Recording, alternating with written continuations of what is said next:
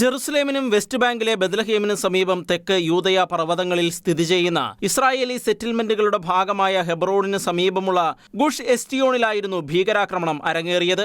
ആക്രമണത്തിൽ 22 വയസ്സുള്ള ഷാവറ്റ് വുൾണി കൊല്ലപ്പെട്ടു. ഇസ്രായേലി സുരക്ഷാ ഉദ്യോഗസ്ഥനായിരുന്നു ഇദ്ദേഹം. വെടിയേറ്റ് ഗുരുതരാവസ്ഥയിലായ ഷാവറ്റ് വുൾണിയെ ആശുപത്രിയിൽ എത്തിച്ചുവെങ്കിലും ജീവൻ രക്ഷിക്കാൻ കഴിഞ്ഞില്ല.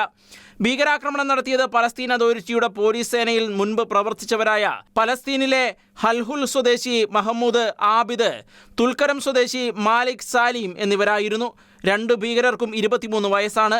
2 ഭീകരരും ഭീകരാക്രമണത്തോടൊപ്പം നടന്ന സൈനിക നടപടിയിൽ ഇസ്രായേൽ സൈന്യം വധിക്കുകയായിരുന്നു.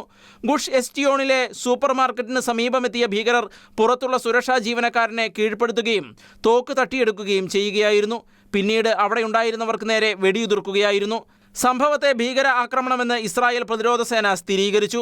കൊല്ലപ്പെട്ട ഇസ്രായേൽ സേന ഉദ്യോഗസ്ഥൻ ഷാലറ്റ് വുൾണി ഇസ്രായേലിലെ കിരിയാത്ത് അർബ സ്വദേശിയാണ്.